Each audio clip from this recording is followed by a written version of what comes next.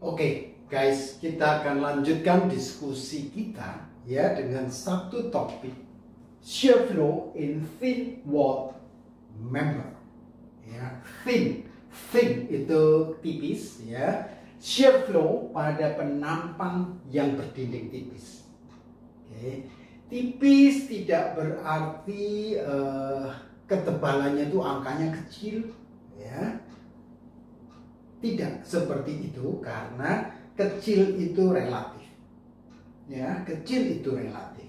Oke, tetapi kecil biasanya memang kecil, tipis, tetapi itu relatif terhadap dimensi yang lain. Misalnya balok-balok profil baja, profil aluminium, atau bahkan yang terakhir yang banyak dipakai itu baja ringan, itu umumnya tebal ya, T-nya ketebalannya jauh lebih kecil dibanding dengan ukuran atau dimensi yang lain ya. T ketebalannya itu jauh lebih kecil dibanding dimensi yang lain ya, dibanding dimensi lain, lebar dan tinggi dari penampang yang kita punya lebih dari 10 misalnya ya. Dimensi yang lain itu setidaknya bisa lebih dari 10 kali dari ketebalannya. Oke, penampang-penampang seperti ini disebut thin wall members. Ketebalannya tipis, kecil dibanding dengan dimensi penampang yang lain. Oke, itu yang akan kita pelajari, khususnya atau banyak terjadi ini memang pada penampang baja, beton, baja, aluminium ya, termasuk aluminium juga yang kita pakai untuk yang kita sebut sebagai baja ringan, tipis sekali. Oke, tetapi sebenarnya tidak hanya terbatas pada bahan-bahan tersebut, beton pun juga bisa digunakan sebagai, atau kita menghasilkan penampang berdinding tipis dengan material beton juga bisa. Sekali lagi, tipis bukan karena ya ketebalannya kecil, karena kecil itu ketebalan absolutnya itu kecil nilainya, tetapi kecil di sini itu dibandingkan dengan dimensi yang lain. Oke, sebelum kita ke sana, saya ingin menyampaikan sesuatu ya. Misalnya ini, saya akan berangkat dari sini.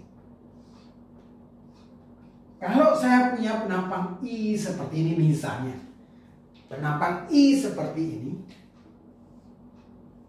ya, penampang I seperti ini. Kemarin ketika kita menentukan besarnya tegangan geser ya, tegangan geser kita dapati seperti ini. Di sini maksimum ya, di sini maksimum, di serat terluar 0.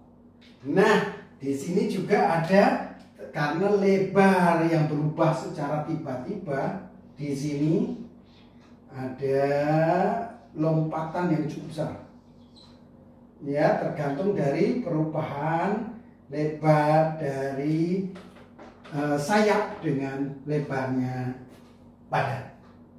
Nah, atau kalau saya gambar, jadi ini saya sebut tau 1, ini tau 2, umumnya tau 1 ini jauh lebih kecil dibanding tau 2, tetapi tidak 0 ya, jauh lebih kecil dibanding tau 2 tapi tidak 0 ya, ini ada. Nah, kalau saya gambar akibat ini, berarti di sini taunya paling besar, di garis netral taunya paling besar, makin ke sini makin kecil, makin menjauhi garis netral makin kecil, dan nanti akhirnya di sini 0.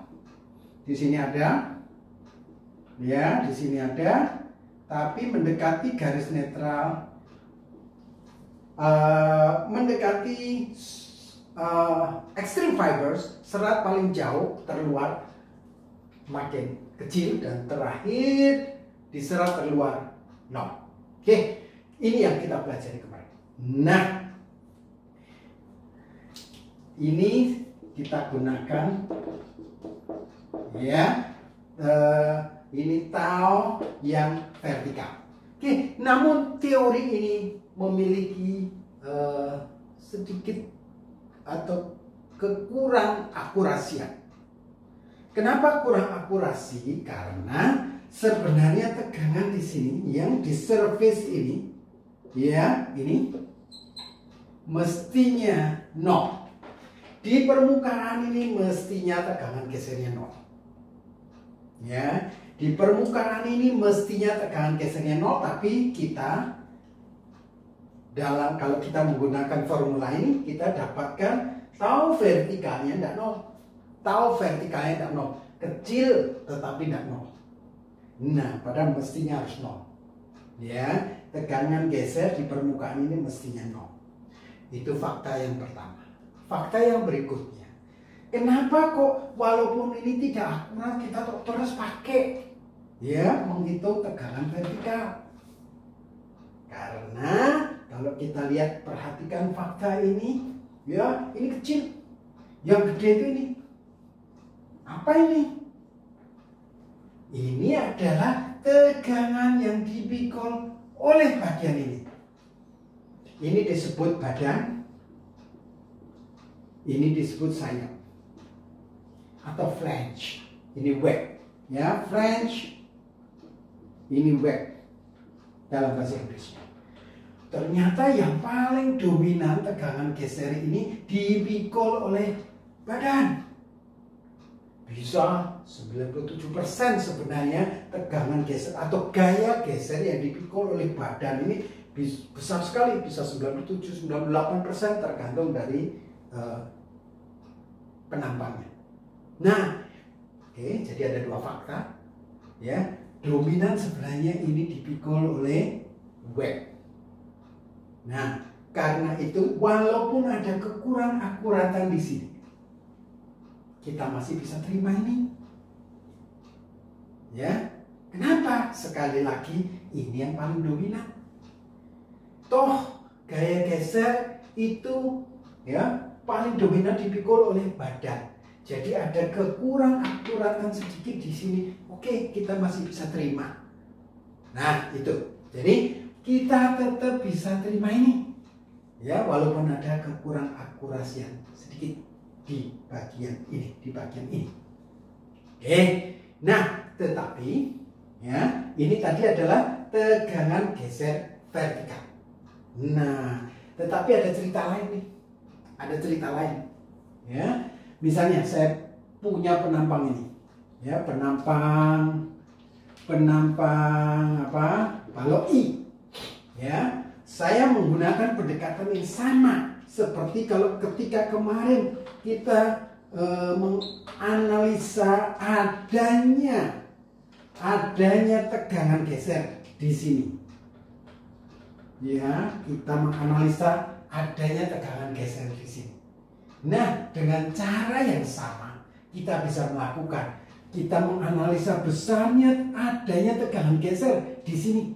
Ya, ini penampang ini kalau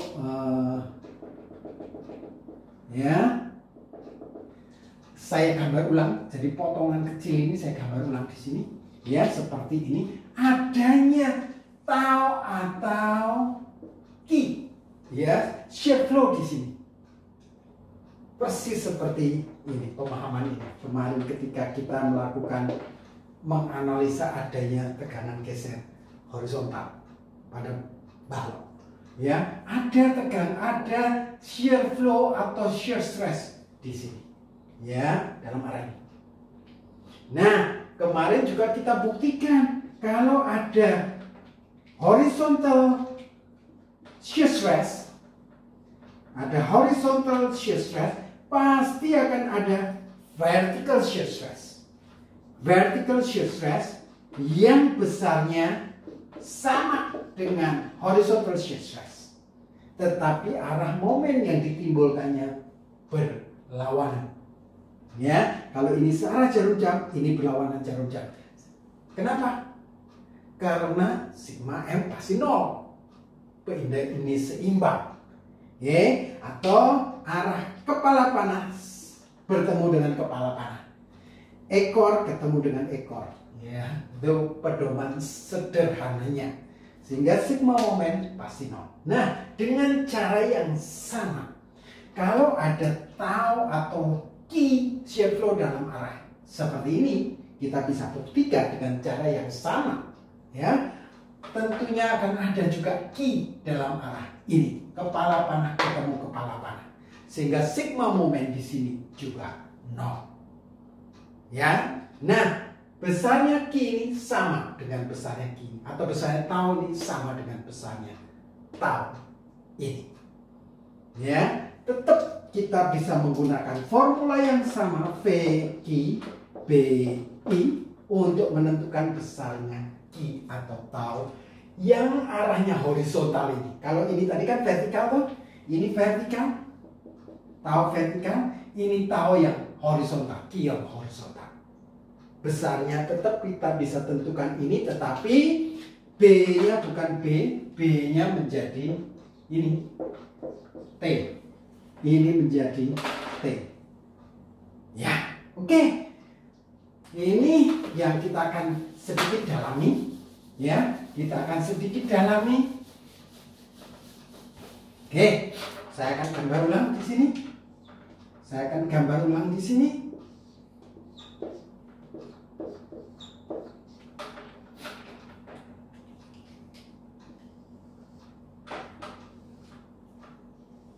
Ya, saya akan gambarkan ulang di sini.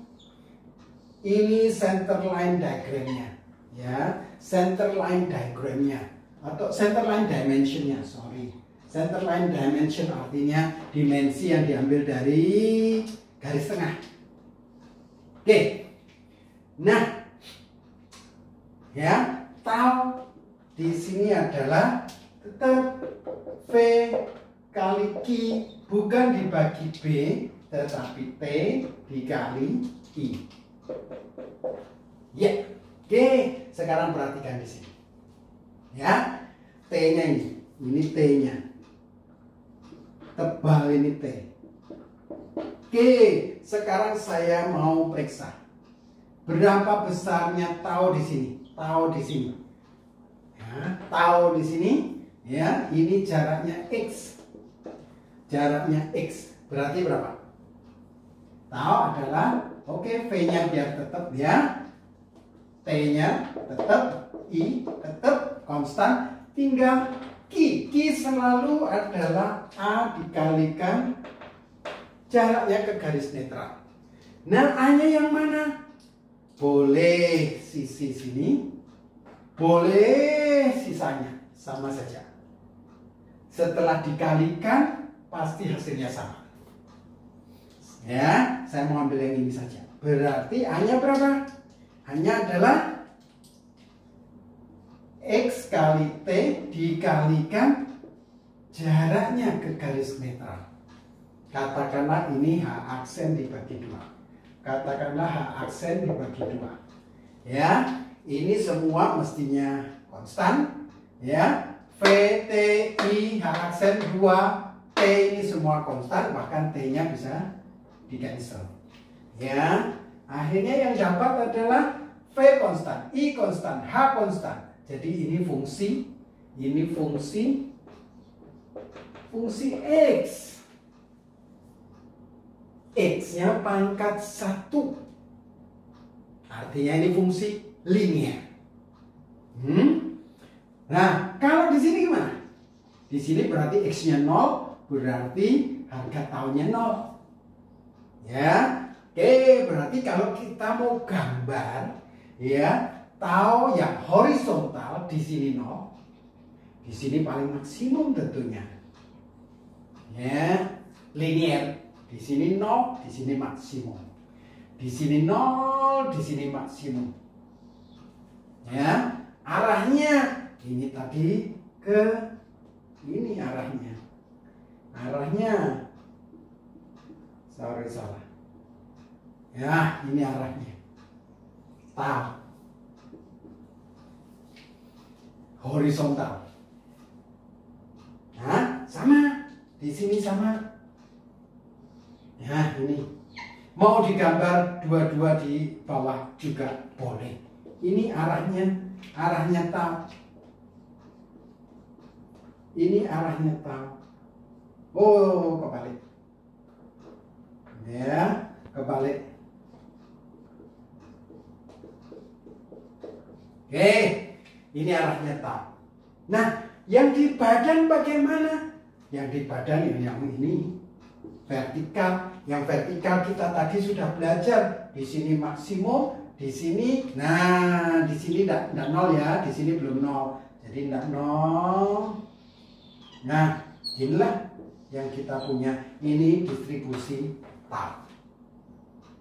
Distribusinya tau. Nah, kita bisa hitung ini dengan mudah. Katakanlah ini tau A, ini tau B. Dengan mudah kita bisa hitung dengan ini formula. Demikian juga Q. Q